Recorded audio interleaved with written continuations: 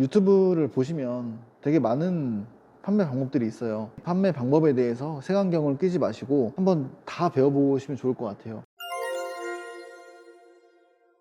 반갑습니다. 반갑습니다.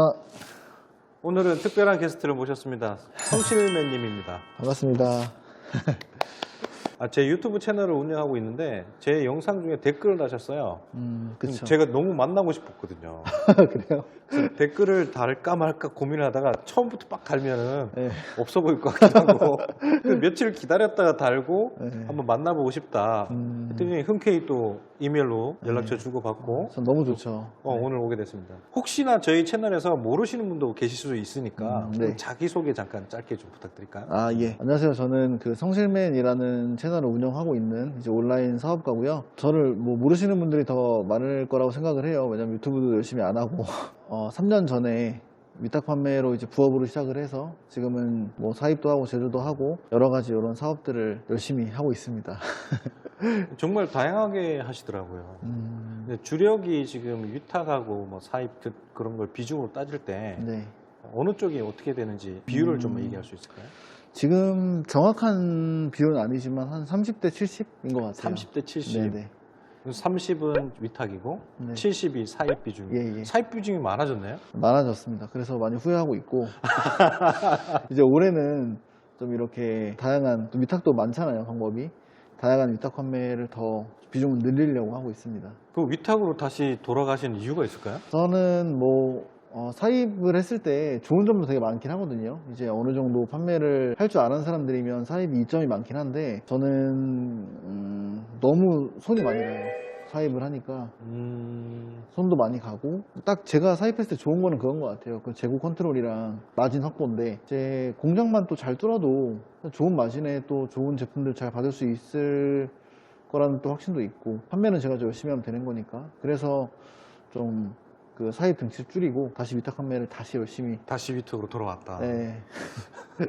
지금 여기는 의정부에 있는 새로 옮긴 네. 새 사무실이거든요. 아직도 정리가 안 돼 있어요. 저 사입품들이. 꽉 차 있어요.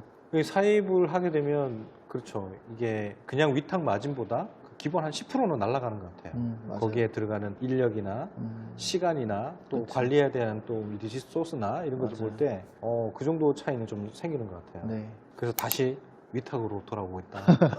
사입을 이제 지금 유지만 하고 이제 위탁 이제 공장 제조사 위탁 판매를 좀 볼륨을 키우려고 하고 있습니다. 그 지난 연도에 매출이 어느 정도 됐죠? 제가 딱 마감이 법인 개인 합쳐서 뭐 많진 않고 한 10억 좀 넘었어요. 10억 10억. 넘었는데 이제 저는 사실 매출을 더 공격적으로 해서 매출을 늘릴 수는 있는데 제가 아직 좀 감당할 자신이 없어서 이제 올해부터 좀 더 공격적으로 해보려고 하고 있습니다.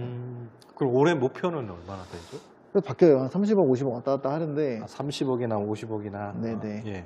올해 준비하는 브랜드가 얼마나 판매가 되나 한번 좀 봐야 될 것 같긴 해요. 이야, 한 해에 3배, 5배를 성장을 목표로 삼으신 거네요. 근데 카페나 채널을 보게 되면 성실맨님은 딱 단계별로 목표를 딱 설정하고 계시더라고요. 네. 500억이 지금 목표던데. 그쵸. 500억. 500억에 대한 혹시 숨은 의미가 있을까요, 혹시? 의미는 없습니다. 그냥 500억이란 단어가 너무 뭐라지 그냥 딱 뭔가 1000억이랑 바닥이랑 중간인 것 같아서 딱 좋기도 하고 이제 뭔가 1000억까지 가려면 제가 뭔가를 엑시트하고 막 이렇게 매각하고 해야 될 것 같은데 500억까지는 이런 판매로도 충분히 가능할 수 있을 거라 생각을 해서 목표를 잡았습니다. 그렇게. 그럼 성실맨님은 지금 되게 상세 페이지를 깊게 파시는 스타일이잖아요. 그렇죠. 병적으로 병적으로 파죠. 3년 차라고 하셨잖아요. 네. 근데 지금 주력으로 잘 팔린 게 10개도 안 된다면서요? 그쵸. 이제 또 그 딱 팔리는 또 시즌이 있는 제품들이 뭐 따져보면 10개도 안 돼요. 한 5개? 5개. 좀 되는 것 같고, 이제 그냥 뭐 테스트 해보거나 약간 닭등식으로 해야 되는 것들 있잖아요. 어쩔 수 없지. 뭐 건기식. 이런 것들은 제가 상표를 못 만지니까. 예. 뭐 그런 것들은 개수를 안 치고, 주 매출을 내는 제품들은 그렇게 소수인 것 같아요. 그러니까 5개 정도의 상품이 주력인데 이 녀석들은 월 억대 매출을 내고 계신 거잖아요. 그쵸. 시즌 되면 그냥 기본으로 나오죠. 기본으로 억으로 나와서. 근데 이게 처음엔 그렇게 안 나왔어요. 처음에는 이제 그런 제품들을 만들어 나갈 때는 흔히 요즘 말로 터진다라 하잖아요. 제품 터졌다. 그렇죠. 터졌을 때 이제 뭐 예를 들어서 처음에는 한 플랫폼만 했었고 그렇게 했을 때는 뭐 2천만 원, 2,500 나왔었는데 이제 그거를 자연스럽게 플랫폼을 확장을 하고 광고도 더 열심히 하고 하다 보니까 매출은 당연히 올라갈 수밖에 없어서 그렇게 하나하나 만들어 가고 있는 것 같아요. 확장을 좀 나중에 하셨네요. 그러면 오픈마켓 천천히 했어요. 천천히 한 땀 한 땀 네. 단계별로. 그것도 참 중요한 것 같아요. 단계별로 음. 내가 먹을 수 있는 만큼 늘려가는 것도 중요한 것 그렇죠. 같아요. 그러면 상세 페이지를 되게 애착하시는 걸로 알고 있는데 그 애착하는 이유나 그 뭐 하나 만들 때 뭐 얼마나 걸리나 이런 상세 페이지에 대해서 좀 얘기를 좀 썰을 좀 풀어줄 수 있을까요? 상세 페이지에 관해서 말씀을 드리자면 좀 할 말이 되게 많긴 한데 그냥 저는 원초적으로 제품의 포지션을 올리기 위해서 예를 들어서 이건 누가 봐도 한 뭐 저가에서 중가 포지셔닝의 가격의 제품이다. 근데 저는 아까 대표님께서 말씀하셨듯이 저는 그 포지셔닝이라고 하는 건 상대적이고 누구한테는 이 제품이 좋아 보일 수가 있고 누구한테 안 좋을 수가 있잖아요. 아무리 고급으로 만들어도. 전 그래서 상세 페이지에 신경을 많이 쓰는 이유가 이 제품의 가치를 더해서 가격 포지션을 올려서 높은 마진을 두고 판매를 할 수 있도록 가장 중요한 그 단계인 것 같아요. 상세 페이지가. 이게 좀 특별하시네요. 보통 상세 페이지라고 하면 전환율, 그 구매율을 높이기 위해서 내 거 믿고 잘 사라고 얘기하는데 성실매님은 비싸게 포지셔닝을 하기 위해서 비싸게 팔기 위해서 상세 페이지를 되게 열중을 하신다 그래요.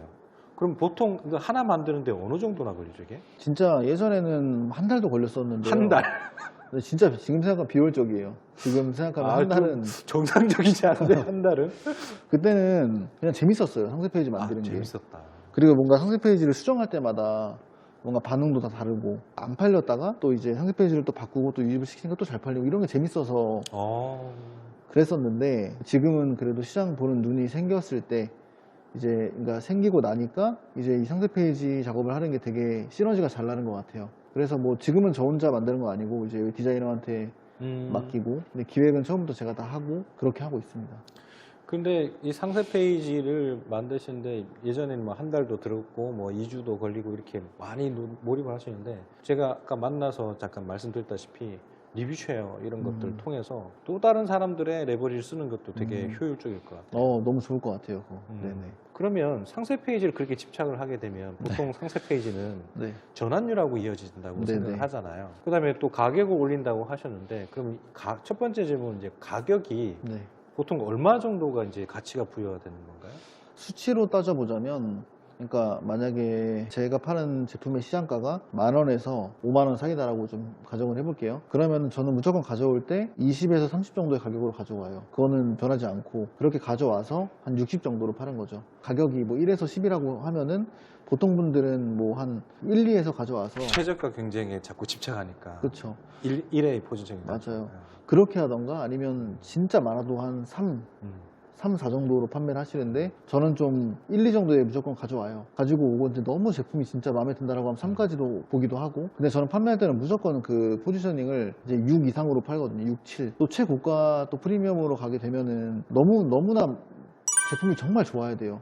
그렇죠. 브랜딩 내지는 품질이 확 높아야 되는 거죠. 그런 고객들이 10 정도 가격이면 누가 봐도 제일 비싼 가격인데 그 정도 기대를 또 하다 보니까 그 10까지는 절대 안 가고 그래서 한 6, 7 정도 저는 포지션으로 판매를 이렇게 하려고 올려요. 상세 페이지로. 결국에는 내가 들어갈 수 있는 가격 이 스펙트럼에서 어쨌든 6할 정도, 네. 6 정도까지는 올려서 판다. 그렇죠. 그러면 이렇게 상세 페이지에서 가격을 올리는 걸 했는데 전환율은 보통 어느 정도 되는가요? 이게 또 아시겠지만 다 다르긴 해요. 플랫폼마다 다 다르고 제품마다 다르긴 한데 통상적으로 제가 진짜 기획해서 판매하는 것들은 스마트 스토어는 이제 그 CPC 광고 기준으로 했을 때 뭐 11에서 15% 정도 나올 때가 많고 쿠팡은 확인은 잘 안 해봐요. 쿠팡은 그냥 저 광고 로아스만 보기 때문에 던져놓고 그냥 운영만. 네네. 광고 로아스 떨어지면 이제 그 관리만 좀 해주고 다른 마켓도 똑같고요. 전환율은 제가 딱 그 스마트 스토어만 좀 잘 많이 보고 있어요. 저도 이제 상품마다 이제 다른데 평균적으로 이제 잘 나가는 것도 16%, 20%도 가고 뭐 안 나가는 건 4%, 5%도 있는데 그러면 대표님만이 가지고 있는 이 광고 분석할 때 뭐 클릭률, 유입수라고 하죠. 클릭률이라는 거하고 전환율이라는 게 있는데 이런 수치에 대해서는 어떤 기준점이 있을까요? 아니요, 저는 그런 수치까지 가면 너무 머리가 복잡해져서 그냥 전 딱 전환율이랑 로아스만 봐요. 전환율과 로아스만 본다. 그런 분들 많잖아요. 막 클릭수 보고 유익수 보고. 저는 그거까지는 분석 안 해도 된다 생각하는 게, 결국에는 그 데이터가 전 결과만 보거든요. 그냥 예를 들어서 내가 근데 사용자 뭐 정의 채널로 해서 다른 URL을 심어서 이제 그런 마케팅을 할 때, 그럴 때 이제 그런 추적해서 뭐 어디서 구매가 얼마나 일어나고 이런 것까지는 보는데, 데이터들 있잖아요. 클릭률, 유입률까지는, 그것까지는 안 보고 그냥 이런 마케팅을 했을 때 이 정도의 전환율이 나오는구나, 이 정도의 로아스가 광고 나오는구나, 딱 요것만 봐요. 그러면 아까는 잘 몰랐는데 예. 외부 채널 유입을 좀 비중을 좀 많이 두시네요, 지금은. 원래 그러니까 이것도 처음에 할 때 제가 돈 쓰는 걸 너무 싫어해가지고 저 광고도 안 했거든요. 근데 아시잖아요. 그때 저희 2년 전에 할 때가 거의 뭐 로직 전성 시대였잖아요. 아, 그렇죠. 그때 상위 노출밖에 모르던 시대였기 때문에 그게 전부인 줄 알고 막 그게 되게 자랑처럼 얘기했었어요. 막 광고 안 하고 물건을 판다, 상위 노출. 그거 자체가 말이 안 되는 거였는데. 말이 안 되는 거죠. 예. 근데 어쨌든 돈 쓰는 거에 되게 저도 이렇게 인색하다 보니까 아무래도 찾게 되는 게 외부 채널들이잖아요. 뭐 바이럴 마케팅, 카페, 지식인, 블로그 이런 것들이라서 그런 것들을 엄청 했었어요. 근데 이제 그걸 딱 안 하게 된 계기가 뭐였냐면 CPC란 거 알고 나서부터. 아, 알고 나서부터. 그렇죠. 결국에는 돈 쓰고 돈을 먹는 건데 내가 얼마나 적은 돈을 쓰고 많은 돈을 먹냐 하잖아요, CPC가. 그래서 그걸 하다 보니까 내가 진짜 막 바이럴 하루 종일 막 10시간도 했거든요, 하루에. 카페를 가입하고 막. 카페 가입하고 댓글 쓰고. 네. 그렇게 해서 유입 막 진짜 많이 유의미한 성과를 거두긴 했는데 너무 내 리소스가 들어가니까 이제 이거는 접고 우선 CPC 먼저 좀 마스터를 해보자. 사실 지금 마스터까지는 아니더라도 뭐 얼마 써서 얼마 정도 유의미한 성과가 이제 나오다 보니까 이제 다시 이거는 기본으로 하되 세팅만 해놓고 다시 바이럴이나 이런 좀 외부 마케팅 채널 공략을 좀 요즘에 다시 하고 있어요. 재밌더라고요. 요즘에 다시 하는데 옛날에는 보통 카페가 위주로 많이 했는데 요즘에 밴드도 들어가서. 아, 밴드. 밴드가 진짜 그게 많이 없더라고요. 운영자들이 좀 관리도 잘 안 하고. 거부감이 별로 없죠. 네. 그리고 좀 나이 또 있으신 분들도 많잖아요. 맞아요. 그래서 그냥 일기식으로 쓰면서 이제 제 뭐 파는 제품들 네이밍한 키워드들 자연스럽게 좀 몇 개 껴놓고 이런 식으로 약간 해놓으면 자연스럽게 유입도 많이 되고 그러더라고요. 사실 저는 밴드는 안 해봤어요. 똑같아요. 밴드도 카페랑 똑같은데 허들이 낮은데 카페보다 더 결속력이 강한 것 같아요. 아, 이거 한번 해볼까? 근데 대표 아시겠지만 하셔야 된다고 또 안 하실 거예요. 이게 시간이. 아, 그러니까요. 네. 그러면 대표님이 생각하는 CPC를 하고 나서 외부 유입에 대한 걸 조금 절제를 하게 됐는데, 네. 그럼 CPC 광고의 뭐 장점이나 이걸 왜 해야 된다 이런 것들이 있을까요? 이거는 너무나 간단한 것 같아요. CPC의 목적은 노출이잖아요. 자꾸 많은 분들이 약간 착각을 하시는 게 내가 제품을 올리면 다 고객들이 와서 사갈 줄 아시는데 매출이 안 나는 이유는 그분들한테 노출이 안 된 거거든요. 사람들이 좋아한다 안 좋아한다는 우선 노출이 되고 나서 결정이 될 문제잖아요. 봐야 결정을 판단하죠.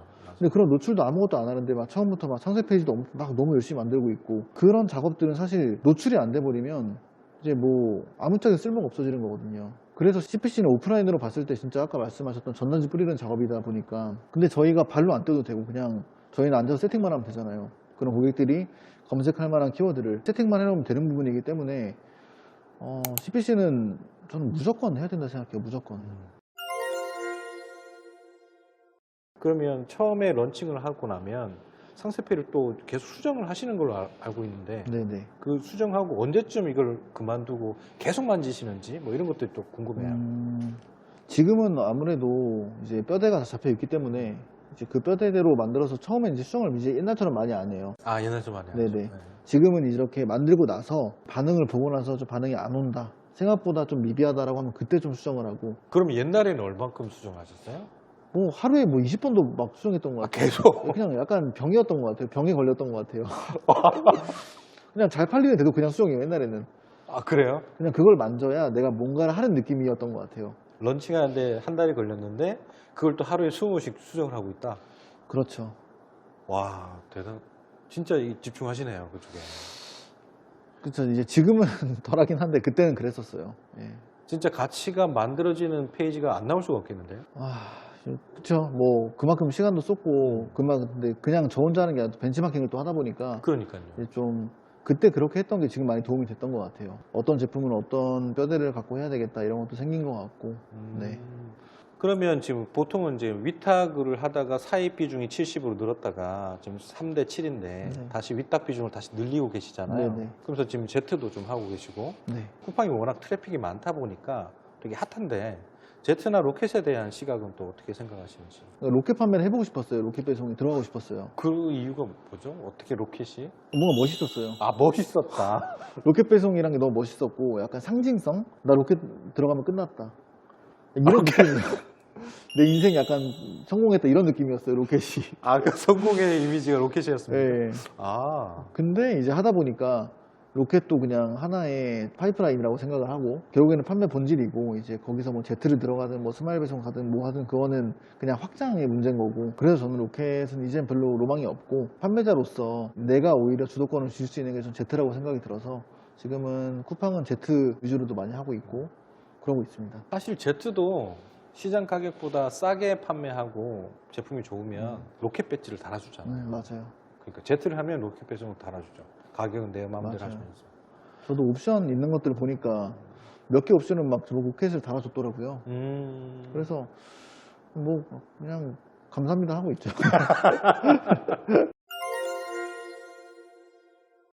그러면 앞으로 지금 성심혜님이 하고 싶은 방향성들이 뭐 단계적으로 500억까지 가는 로드맵을 그리고 계신데 네. 그러면 당장 올해 뭐 어떤 것들을 확장하고 어떤 계획들을 가지고 계시는지도 좀 궁금해요. 저는 우선은 가장 큰 거는 아까 말씀드렸지만 공장 위탁 판매 비중을 정말 많이 늘리려고 하고 있고요. 지금 기존에 하던 거 이제 도매 사이트 위탁에서 판매가 들은 제품을 제 뭐 브랜드 로고를 바꾸든 약간 변형을 해서 제조를 하는 거 브랜드도 이제 들어갔어요. 브랜드도 들어가서 하고 있으니까 전 이런 트랙으로 갈 것 같아요. 저도 날 풀리면 이제 3월 정도 이제 봄 날씨가 되면 전국 투어를 다닐 거예요. 소싱 투어. 너무 좋습니다. 시간 되시면 같이 한번 가시죠. 예. 가서 뭐 낚시도 하고 좋습니다. 저 낚시 좋아하거든요. 예. 낚시도 라면도 먹고 하면 좋을 것 라면도 같습니다. 먹고. 예. 좋은 것 같아요. 그 결이 맞는 사람끼리 대화를 하니까 대화 자체가 너무 즐겁고 네. 시간 가는 줄 모르겠어요. 그러니까 지금 눈도 막 내려서 엄청 지금 밖에 눈도 되게 많이 오고. 이게 또 남자의 낭만인 것 같습니다. 남자끼리라서 좀 그렇습니다만. 그럼 저희 구독자, 북미부자 채널에 있는 구독자를 위해서 네. 당부의 말씀이나 뭐 조언 같은 게 있으면 한번 좀 네. 부탁드리겠습니다. 네, 이제 어느덧 또 인터뷰가 이제 끝났는데요. 그래도 제가 이제 퇴사를 하고 이제 월에 또 200만 원, 300만 원 또 받다가 그래도 그때보다는 더 나은 생활을 또 온라인 사업으로 하면서 좀 이렇게 지내고 있는데 이제 시작하시는 대표님들 많이 계실 거예요. 시작하시는 대표님들은 제가 하나 좀 말씀드리고 싶은 건 유튜브를 보시면 되게 많은 판매 방법들이 있어요. 뭐 해외 구매 대행, 뭐 대량 등록, 위탁 판매, 뭐 사입, 제조, 브랜드 되게 많은 방법들이 있는데 위탁 판매가 안 된다, 뭐 사입이 안 된다, 뭐 구매 대행이 안 된다, 뭐 그런 말들은 어디 가나 다 있어요. 근데 그 안 된다는 걸로 돈 버는 사람들은 다 있거든요. 결국에는 내가 선택을 하는 거거든요. 나한테 맞는 판매 방법이 어떤 건지는 내가 선택을 한 거기 때문에 판매 방법에 대해서 색안경을 끼지 마시고 한번 다 배워보시면 좋을 것 같아요. 좀만 해보시면 하면서 되게 괴로운 방법이 있을 거고 하면서 되게 설레는 방법이 있으실 거예요. 그런 방법을 딱 하나 찾으셔서 그 하나에 좀 몰입을 해서 이렇게 유의미한 성과를 내고 거기서 이제 뭐 확장은 그 다음부터 쭉 하시면 될 것 같고 나한테 맞는 방법을 찾는 거 요거에 좀 몰입을 하셨으면 좋겠어요. 네. 결국에는 모든 사업은 다 가능하니까 나에게 맞는 걸 찾아서 좀 더 몰두해라라는 말씀 같아요. 네, 맞죠? 맞습니다. 저도 이제 똑같은 당부 말씀을 좀 드리면서 마무리를 하고 싶은데 일단 온라인 사업이 되게 지금 어쨌든 어떤 사업보다도 제일 쉬운 게 맞습니다. 그죠? 아까도 선심님이 저희 여담끼리 나눴는데 모든 걸 다 접고 제로부터 시작한다면 어떻게 해야 되십니까? 라고 물었어요. 성심님이 대답을 직접 다시 한번 네. 지금 제로로 돌아가면 지금 만약에 제가 모든 사업자가 날아가고 모든 게 끝났어요. 끝나서 사업자를 제가 만약에 뭐 2월달에 다시 냈다고 했을 때 저는 그 판매 어떤 시기에 어떻게 판매되는 데이터들이 있잖아요. 그래서 저는 뭐 4월달 정도 되면은 전 바로 매출 1억을 만들 수 있을 거라고 확신이 있습니다. 2달 만에 1억 찍을 자신이 이미 갖추시대요. 근데 그게 뭔가 내가 새로운 걸 해서 1억을 만드는 게 아니고 하면서 쌓인 데이터들이 있거든요. 그 데이터가 정말 무시무시한 거라서 이 시기에 이 제품이 이 정도 마진으로 이 정도 포지션으로 팔린다는 데이터는 제가 경험으로 있는 거잖아요. 거기서 이제 등치만 키우면 되는 거기 때문에 1억 만드는 거는 사실 그 데이터만 있다면 충분히 할 수 있을 거라고 생각합니다. 진짜로 이런 마음이 생깁니다. 생겨요, 정말.